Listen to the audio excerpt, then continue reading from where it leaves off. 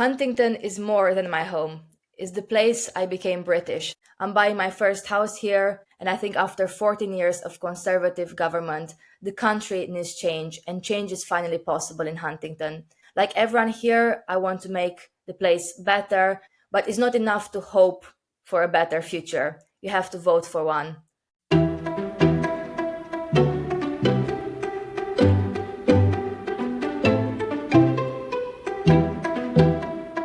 Hello and welcome to the We Are Labour podcast. I am Dan Greef, your host, and this is the show that highlights our amazing Labour candidates and the constituencies we need to win to form the next Labour government.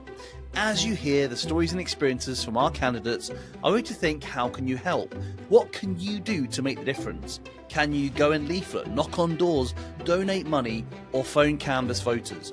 By giving a little of your time and or money, it will make a massive difference. This election will be won by Labour members doing our bit to help get the Labour message of hope out to our communities. Let's crack on with the show. Hi everyone, and welcome to another episode of We Are Labour. I've got a new logo. I hope you like it. It's behind me on the video, but if you haven't seen the video version of this, don't worry. You can go and check it out on your podcast player because it's there now. It's also, should I just say, on our new Spotify playlist. Now, if you are a regular listener to the show, then you'll know that I ask the question every time of the candidates, and I say to them, if they were on desert island discs, what song would they choose to take with them? And what I've decided to do is take all of those song suggestions that they suggested and put them onto a playlist. So if you go to Spotify and look up Doorstep Win 24, this is a perfect playlist for you if you're leafleting. Not so good if you're canvassing. I don't want you to start ignoring the public on their doorsteps while they're talking to you because you're listening to some great hot tunes. Is that what the kids say? I don't know. But you can listen to this while you're leafleting. So go check out Doorstep Win 24. Now, today I am talking to Alex Bulat, Dr. Alex Bulat, and this is a very particular interview because she is a local activist to me. I've known her for a number of years. She's a county councillor, firstly, in Cambridgeshire. Now, Cambridgeshire became a joint administration in 2021. So she's a county councillor who went from being a Labour candidate to suddenly having a portfolio and a job in the county council when we took that over in 2021. But what's more amazing than that, she came to the UK when she was 18, learned English, studied here. Her whole adult life's been here, but she got a PhD, she became a doctor, she then became a county councillor, and now she's standing for Parliament. And I think she'd be a superb representative for us, the people in Parliament one day. She is, it's a great interview. In particular, we talk about housing and about how the housing is affecting so much at the moment with regards to people's future, prosperity, with their chances in life. She talked about Huntingdon, which is kind of one of the most true blue areas of the country in the past, but how actually if the county council elections are anything to go by, you can see that things are definitely changing in rural Cambridgeshire. So we go into all of that stuff as well. Really exciting. Just to let you know, this is actually a podcast initially and also will be on YouTube. So some of you will be able to watch this on YouTube. That'll be launching very soon. But if not, you can still listen to this on all podcast players. Right, so without much further ado, I'll hand over now to Alex Bulat. Welcome, Alex, to the show. It's great to have you on. And also, the thing I love is that you are a neighbouring constituency to me. I live in St Neots and Midcams next door, and Alex is my nearest PPC at the moment, apart from Daniel, I guess, in Cambridge. So welcome to We Are Labour. Well, thank you for having me. Great to have you here. Now, I just want to ask, your story is particularly interesting, and if people don't know, you're based in Huntingdon, which I guess you would be seen as one of the most Tory parts of the country in the past, right? Because didn't John Major, actually the previous Prime Minister, he was the MP there, wasn't he? Yes, indeed. John Major was the Huntingdon MP and he still lives in the constituency. And in the time when John Major was Prime Minister, I think it had one of the highest, if not the highest, Conservative majorities in the country. So this is an era that wasn't Labour, not even in 1997. It's always been Conservative since the seat of Huntingdon was actually set up. So it's a very interesting era because locally politics is changing quite a lot in Cambridgeshire and in Huntingdonshire as well. But if you look at the constituency, it's quite challenging for people to imagine that this area could ever be anything other than a conservative area. But I just want to say though, like John Major was somebody who in the 90s and like, when he was the prime minister, I wasn't a fan of obviously, and I couldn't wait for that government to end. But looking back, the conservative prime ministers we've had recently, I'm actually quite a fan of John Major in comparison. I feel like the Conservatives that they were voting for in the past are not the same party now, are they? They see, you've seen like Boris Johnson, Liz Truss. I mean, clearly Sunak's out of control and doesn't know what he's doing either. They don't seem like statespeople like we used to have, whereas John Major's Conservative Party seems like it's just not around anymore. It seems like it's long gone, wouldn't you say?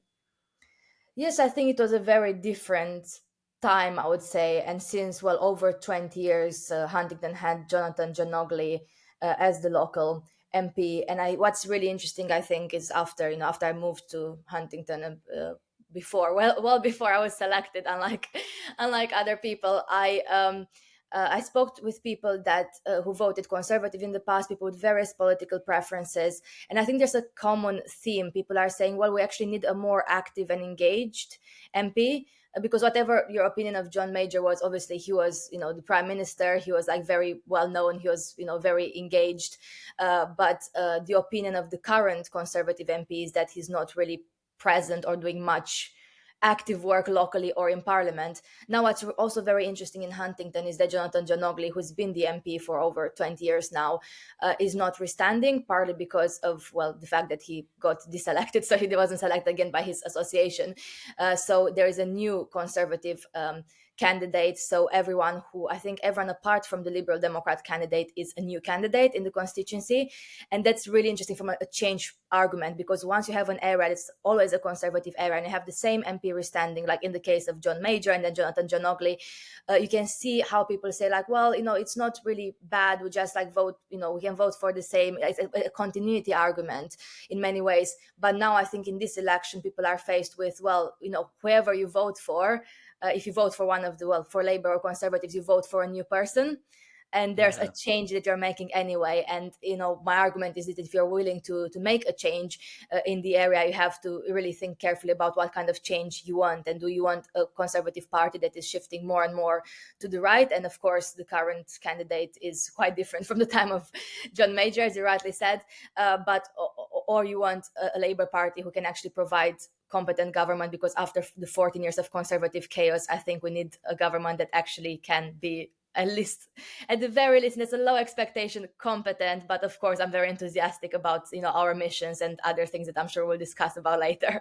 Yeah, fantastic. And you know what I was want to say, for the voters in Huntingdon who have felt like they've had no choice, they've always had the Conservatives, whatever's happened, this is a fantastic opportunity to change, isn't it? And of course, Labour is at the moment in the polls ridiculously in a good position there, I'd say, to win. So if you are in the Cambridgeshire area, this is a seat we can win from the Tories, which you would never have said even like a few years ago, let alone 10, 20 years ago. So yeah, that's why it's such an exciting seat to look at. So your story, Alex, is particularly interesting to me because you're a bit of a heroine of mine, because you're somebody who has gone from, you came to the country from Romania, you have become, like you said, a British citizen, you've got your PhD, you became a county councillor, you have an executive role in the council as well, you're standing for Parliament, you've had a meteoric rise, it's been quite incredible. Can you tell my listeners a bit about that and a bit about your background and then how ultimately that got you into politics?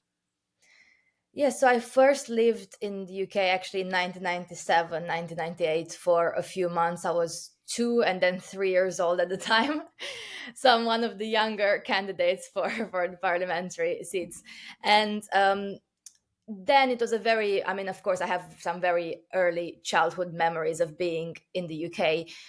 My father then had this, in a way, like an exchange program in the NHS. He was the equivalent of what was a junior doctor in Romania. And then quite a few of them went to the UK, to different parts of the UK, to learn more about the newer technologies that the NHS was using with the idea to implement them back in Romania. Now, my family actually wanted to settle in the UK at the time, but Romania was not in the EU. It was really complicated for a variety of reasons. We had to return in 1998. So both myself, my dad, and my mom. But I think since then, it was always stayed in my mind the fact that I really enjoyed living in the UK as a 2-3-year-old with very few memories remaining now. But I think something like psychologically stuck with me. And then when I turned 18, like I wanted to for different reasons, but it was one of the strong reasons I wanted to move back. And since 18 years old, I've been only living in the UK. I only worked in the UK. All my adult life is in the UK, and of course now, I mean, since 4 years ago, I'm a British citizen as well. But with politics, I had I think, a less typical journey than many of my friends and good friends in politics, because I wasn't someone who was involved in politics in my early teenage or university years. In that sense, when I arrived, when I was 18, I had a very negative view of politics and politicians in general, because well, coming from Romania, where and growing up in an area where, my parents and everyone else around me were saying, well, all politicians are the same, everyone's corrupt, everyone's in it for the money, and all those kind of like things that we hear in UK politics as well. You kind of grow up with a negative view, and you think, well, nothing can change, why should I be involved? So my first years in the UK, although I could vote in local elections as an EU citizen then, I actually didn't vote. And I think I only became involved in politics once I actually realized how decisions made in the UK by politicians in the UK affect people like me and people from, who are not born in the UK but come to study and work here directly. And I think that was the first moment around Brexit, although I couldn't vote either leave or remain because I didn't have a vote at all in the referendum. And I had friends like with both kind of opinions and none. I think at that point I realized this decision, which I have no say in, actually does affect my rights in the country, affects, my planning and so on. And that's the moment when I got involved, first of all, in the charity sector, just helping others, translating things in Romanian, just trying to inform people, share the information I had with other people. And then later on, joining the Labour Party. And then you know how it goes. Like, you go canvassing, then people persuade you to stand for election, and then you end up in the county council without you ever planning to be a politician. Well, hang on a minute. I don't think that happens for all of us. You are particularly exceptional. So, yeah, you've won your election, Abbey Ward. You became a county councillor, and then this is what's really exciting. The county council then became a joint administration, and Labour was part of that. Which it went from the Conservatives, which I think is a kind of a shows the signs of how things are changing in our county, doesn't it? That this Conservative county council you'd expect to be Conservative forever. Suddenly you're part of that administration, which is amazing. And you have a portfolio on that as well, don't you? Yes, indeed. I'm the vice chair of the Community's Social Mobility and Inclusion Committee on the County Council, working closely with actually the Huntingdon West County Councillor Tom Sanderson, who's the chair of the committee. And it's actually it's a very good experience for me as well, being in the County Council, because we have this joint administration, Labour, Lib Dems, and Independents. And for example, in my case, I work as chair and vice chair with an independent councillor. So you get Yeah. quite a bit of experience, which I think is very helpful for, if you're actually elected to be in parliament, to work cross party, because apart from the quite interesting tone of PMQs that most of the public see on TV. Actually, there's a lot of committee working in Parliament as well. There is some cross-party work, and I think having those skills is actually important in actually getting any kind of legislation moving or any kind of committee work in general, rather than just having skills at who shouts at each other the most. I mean, some members are guilty of that in the PMQs, which I don't really agree, because I think we have to have more, yeah, I guess, civility in politics in general, but I know that not everyone agrees with that. But yes, in the county council has been actually, I think this experience of being a county councillor has taught me a lot. Again, I wasn't someone like, there are quite a few people who go into local government, parish, town, district, county council, who worked for local authorities before. And I think that's brilliant because they bring this expertise.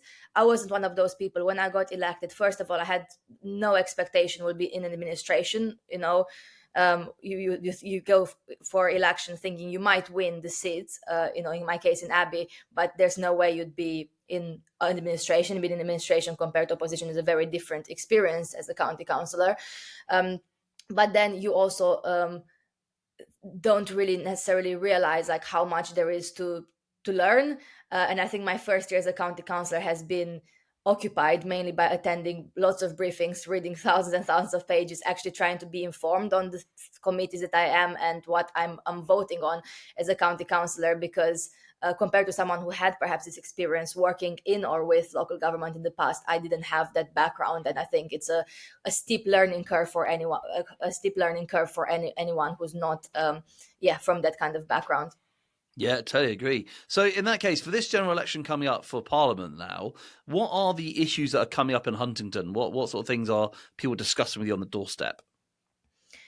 I think what's really interesting in Huntington is that compared to, my experience campaigning in Cambridge City or, other towns and cities in the eastern region that are contested politically, is that in Huntington, when I started canvassing as a parliamentary candidate, there are many areas that haven't been canvassed before, that we actually don't know much about how people think, and many areas, especially in rural areas, where many people haven't seen someone door knocking from any party, let alone the Yeah. Labour Party, for a long time, if not ever.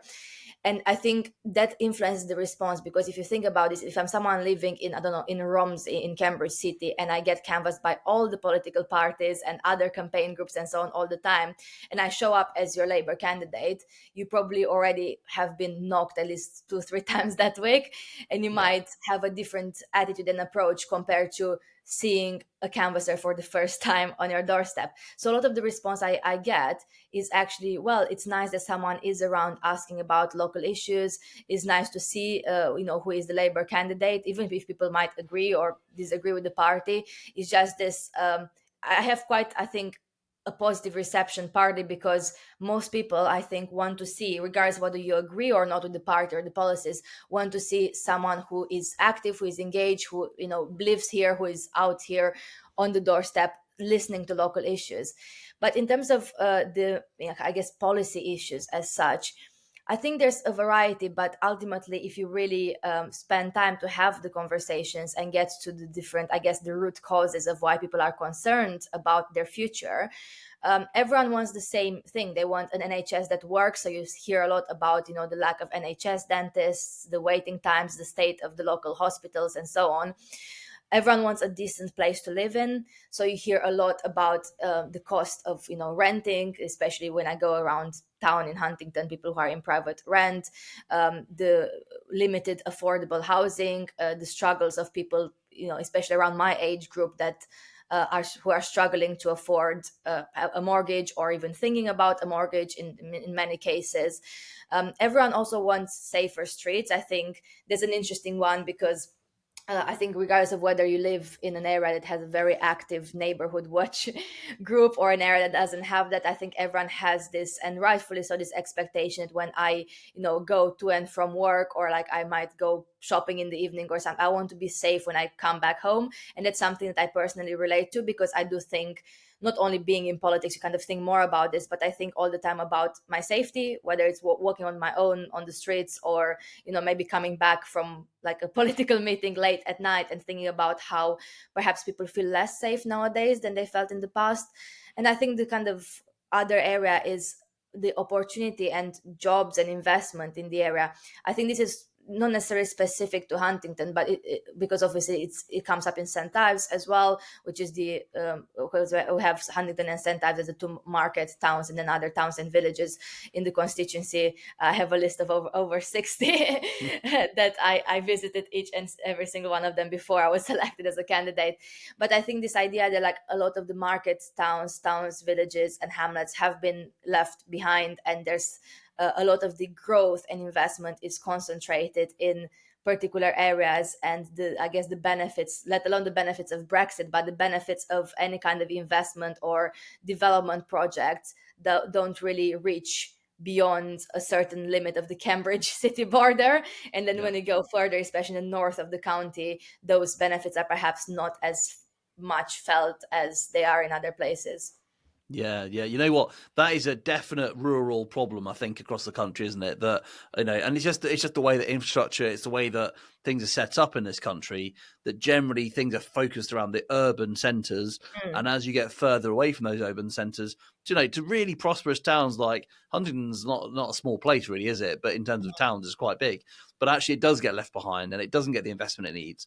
And and I know because actually, I was want to mention that you have another podcast you do as well with other councillors from other parties and from our own party too, and independents as well. And you talk about the fact that investment in buses just isn't there, so these areas are disconnected, and you can't get public transport. And I think it's interesting. I just reflected what you're saying there about like knocking up in a place like Cambridge. Cambridge data for the Labour Party, I'm sure the Lib Dems are the same. They have such a lot of data Mm. with the voters there, whereas rural areas like where we are, it's just not there, is it? Because it is so spread out and the parties haven't worked them. And I feel like, there's no excuse for that because particularly if they're conservative heartland areas, there's no reason why the Conservatives wouldn't have been working those areas for years, but they haven't, have they? These voters have not met anybody from any party. I remember I was in Gamlingay like years ago, I think it was 2017 election or 2015, and I introduced myself to somebody and I said I'm the candidate. And he was like, we were just looking at the news the other day saying we've never met anyone from any party. And he said, so who's your candidate? I said, well, I'm your candidate. And he said, no, no, no. Who's the candidate? I said, no, I am. And he's like, we've never met a candidate ever in any election, and it's so important to go and listen to what people are experiencing and to then take that into your campaign to really support what people need. And that's what we're here for, isn't it?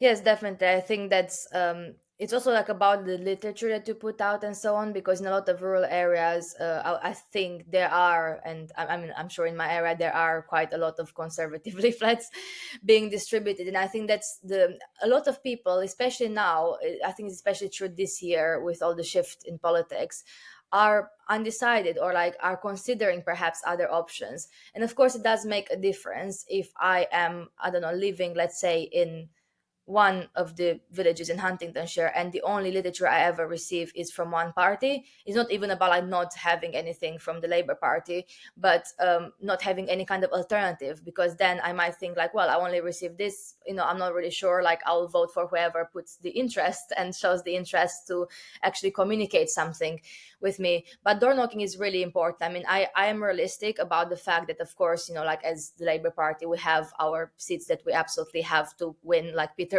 to be able to form, hopefully, and I'm quite confident, the next government.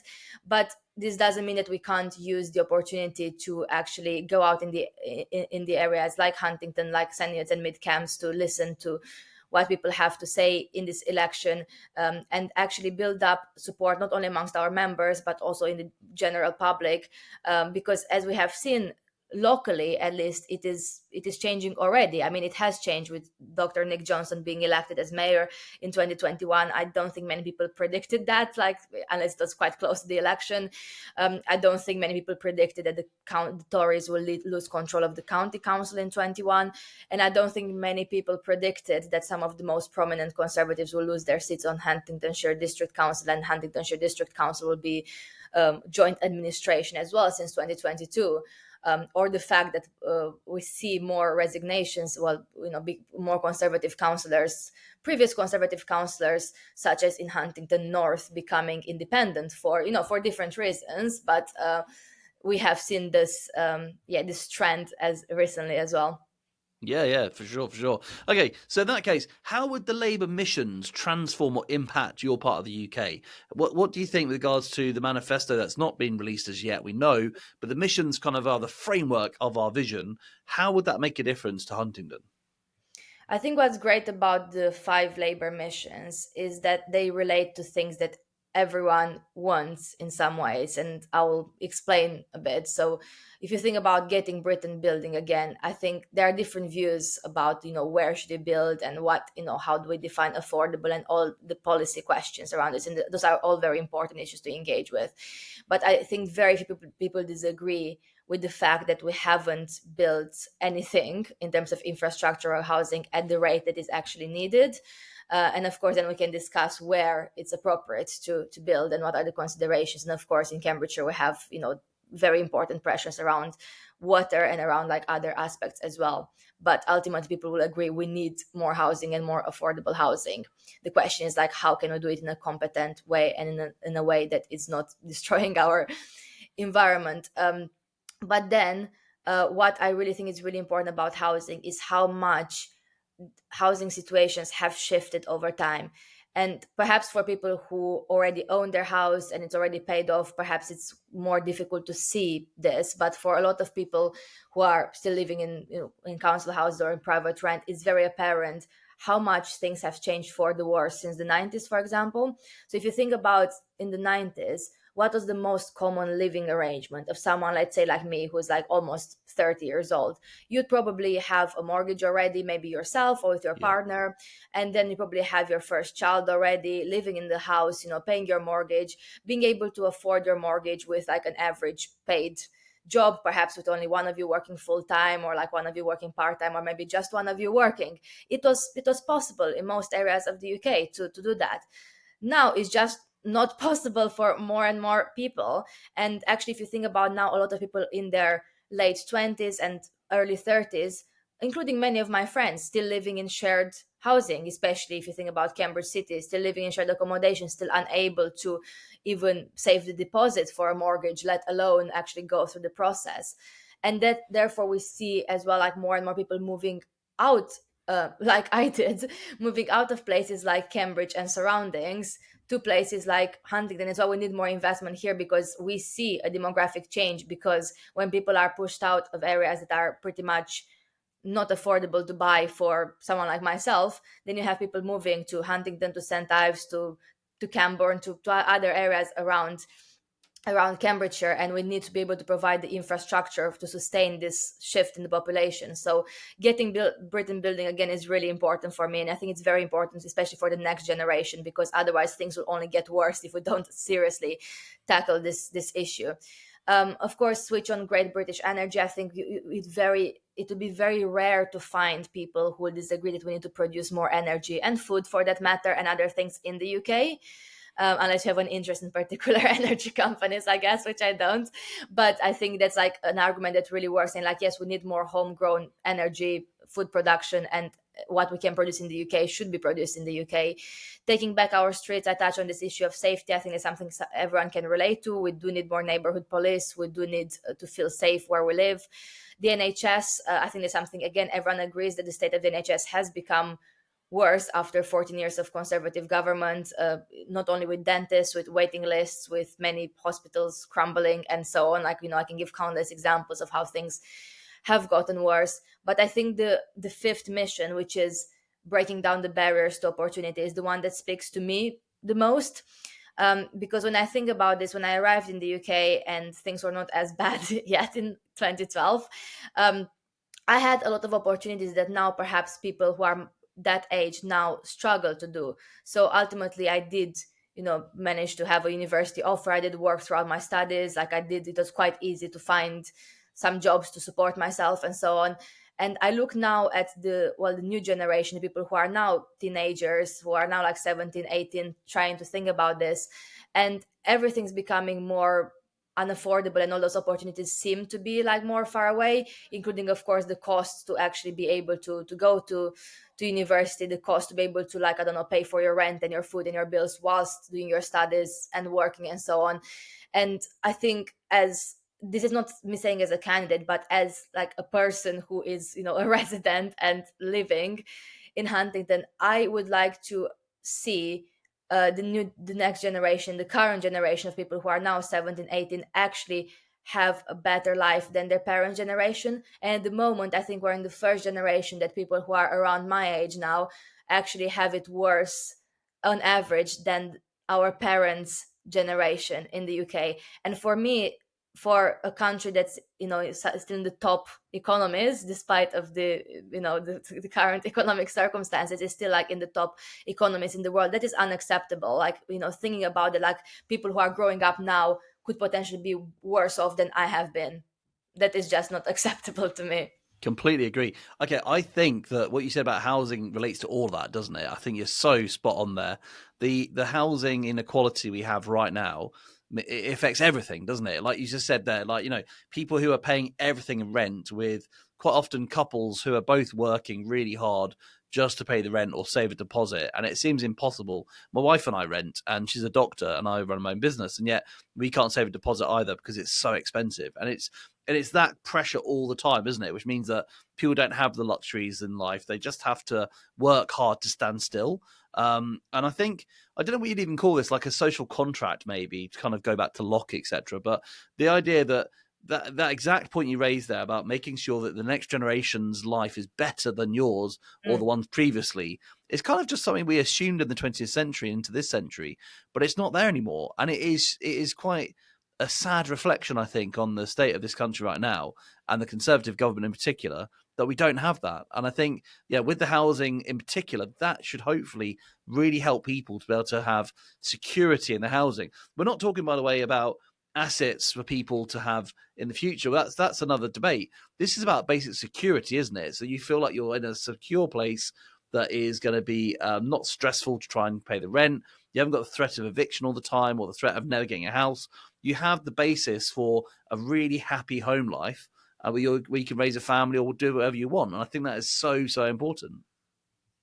Yes, definitely. I think also have to think about the different types of, ownership or types of rent as well, because what is really, for most people, it's either, okay, you rent privately, or then you wait a long time until you can save and like get onto the property ladder. But actually, I think for a lot of people, there are barriers, like obviously, as you mentioned, like saving the deposit or actually having a secure enough income to be able to have the borrowing power.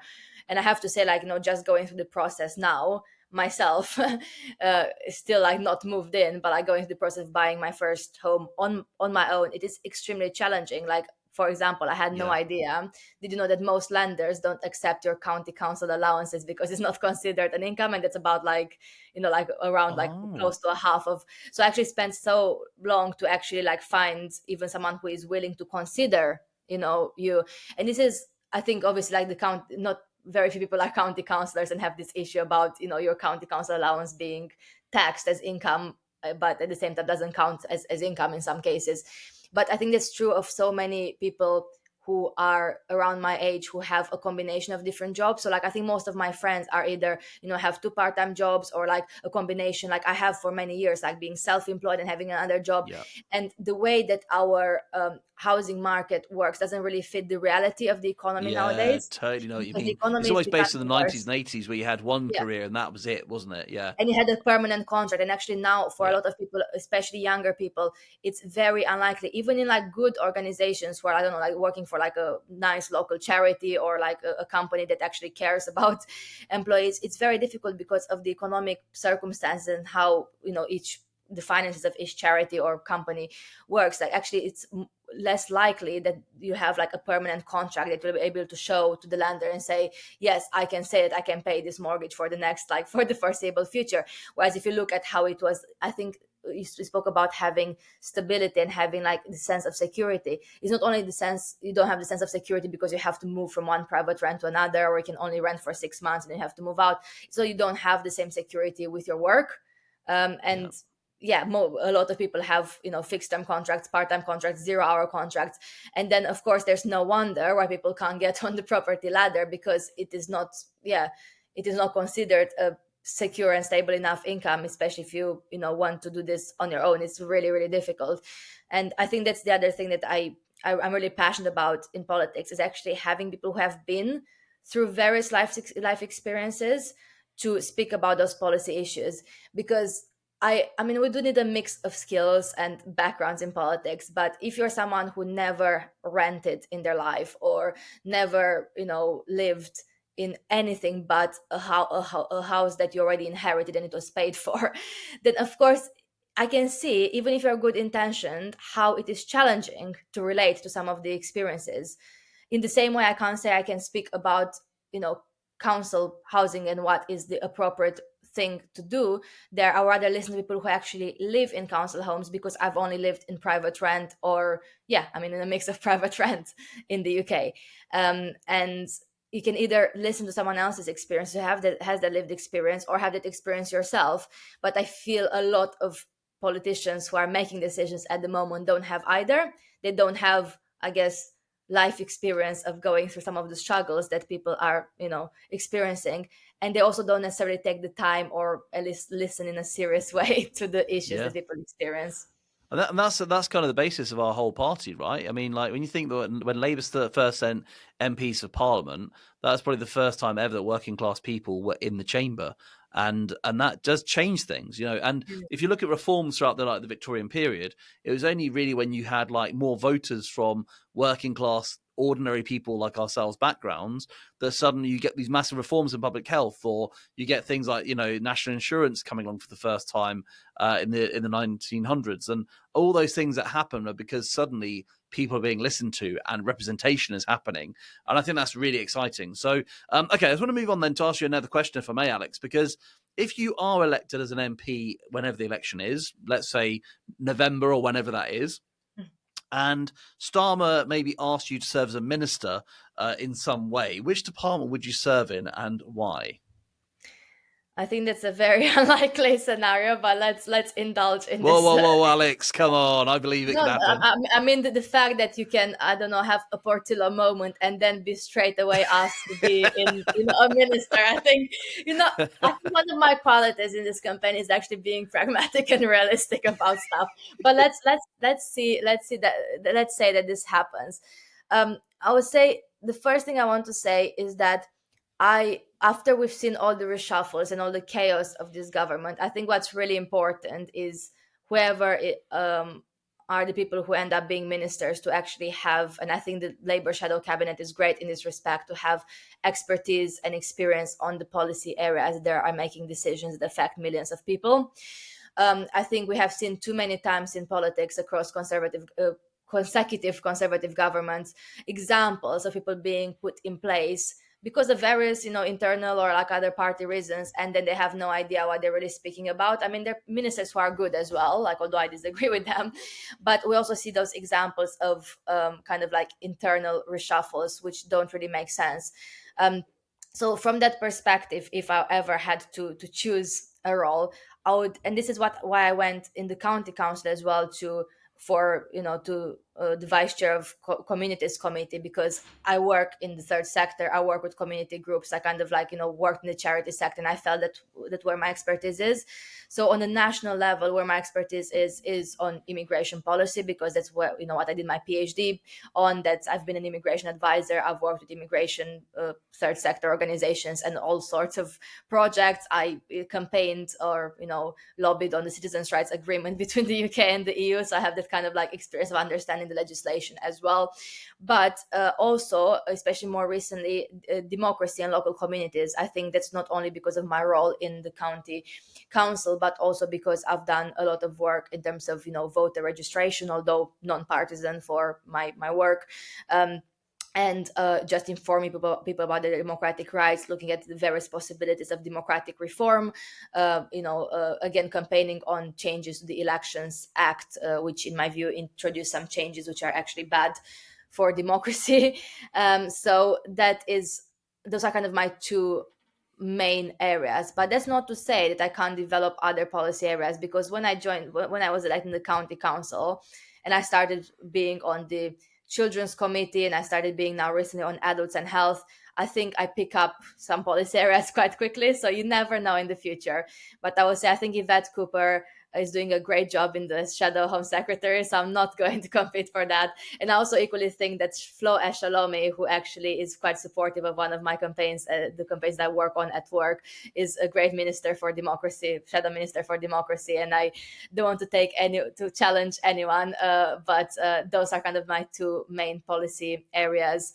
But ultimately, I would say as well that I think we need more MPs, especially if we have quite a lot of new Labour MPs elected in this election, to be actually good and present constituency MPs. I was quite inspired about just seeing and following. After the mid-beds by-election, what Alistair is doing locally and how Yeah, he for runs sure. his surgeries and how responsive he is. And I really think we need more of that in politics. That really inspired me, just following just how active he is in the community as the new MP after the mid-beds by-election.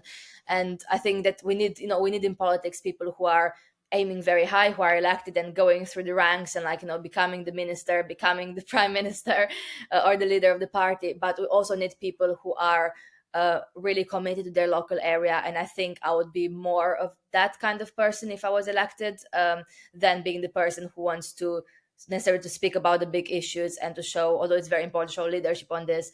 I'm more of a, I guess, in terms of like Labour Party language, I'm more of like an organizer person who really likes contact creator and like organizing canvassing sessions and reading the policy detail, than the person who likes to do the keynote speech at the fundraising dinner.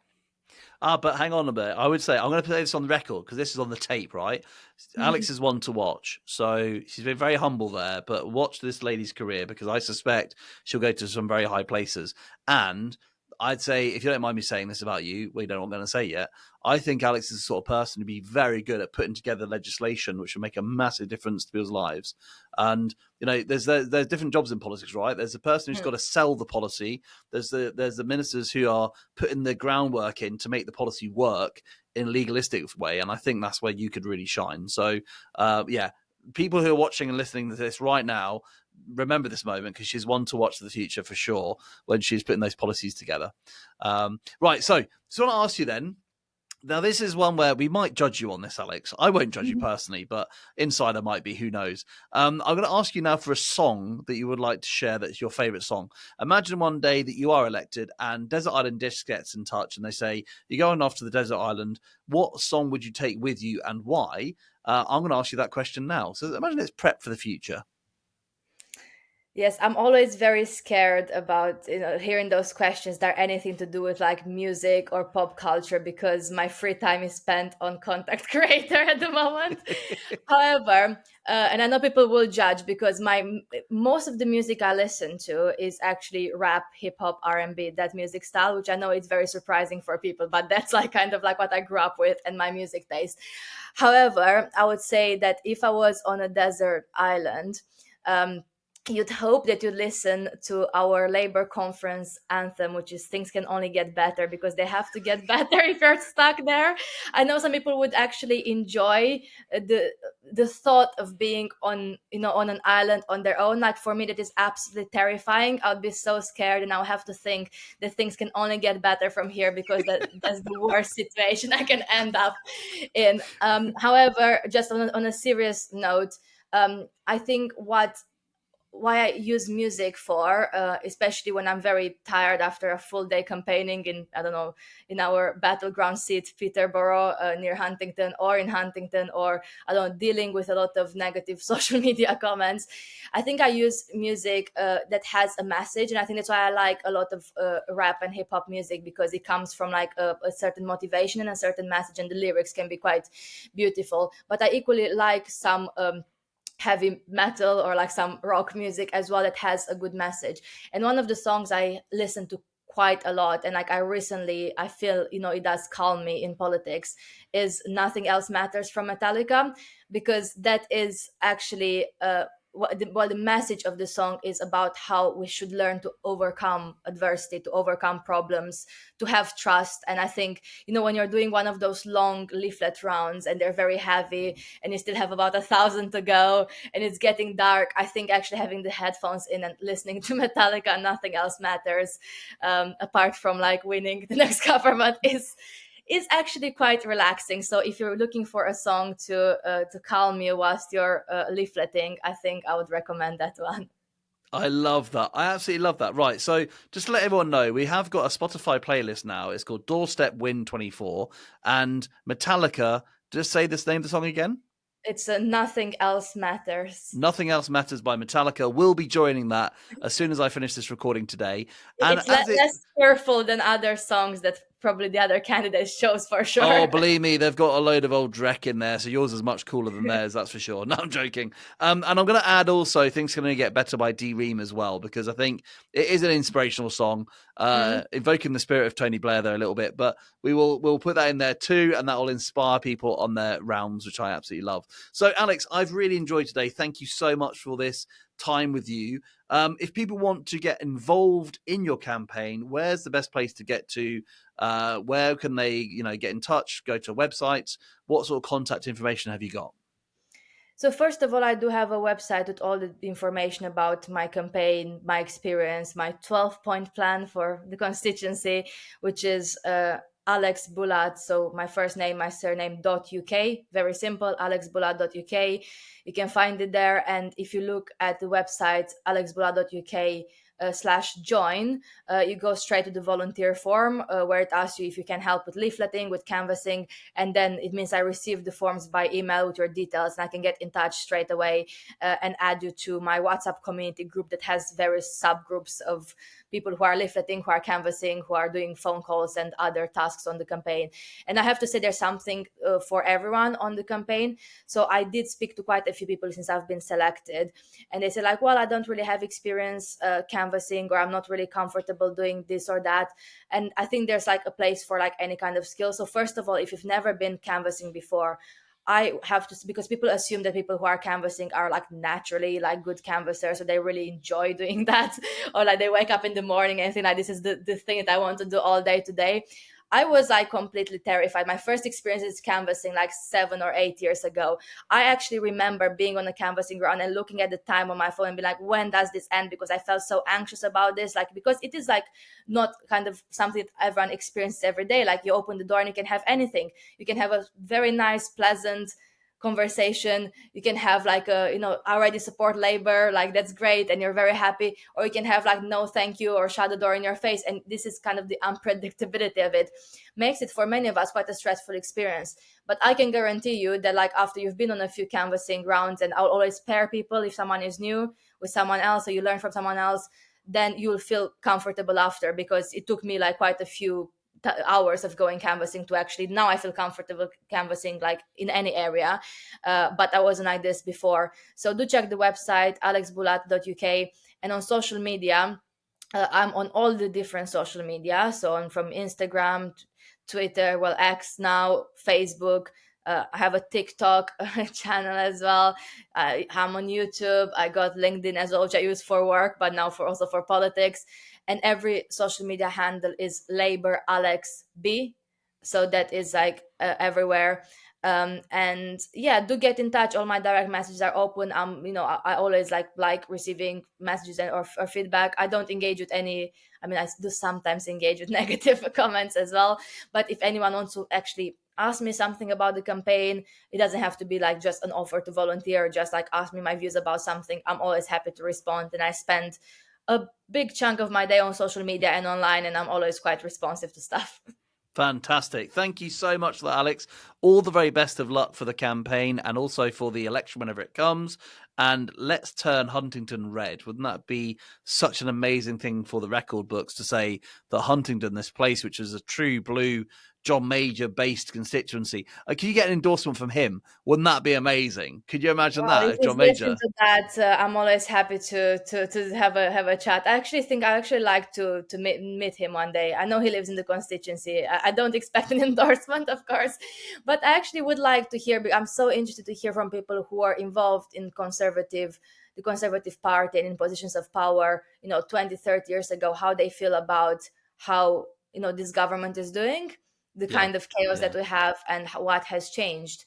So that would be really interesting. But yes, we do need, I think, regardless of your views from, what happened 20, 30 years ago in the seat of Huntingdon, I think we need a new hope for Huntingdon. I think we need someone who is active, who will be present, and who is here because I actually want to live here, right? Like I moved here, before I was selected as a candidate. I'm buying my first home here. I'm not just here in the seat because I think it's like a good prospect for me and I'll move out if I don't win, right? I will stay here. So, even whatever happens with the election, I will still be here next time. Yeah, for sure. Well, thank you so much, Alex, and good luck with everything. Well, thank you very much. Before I go, may I ask a massive favour? Like this podcast and smash that subscribe button. Leave a review. Share this podcast with other Labour Party members, your CLPA executive, and anyone who, like us, wants to fight for the next Labour government our country so desperately needs. If you're a candidate and wish to come onto the show, then email me at labourpodcast@gmail.com. Until next time, bye for now.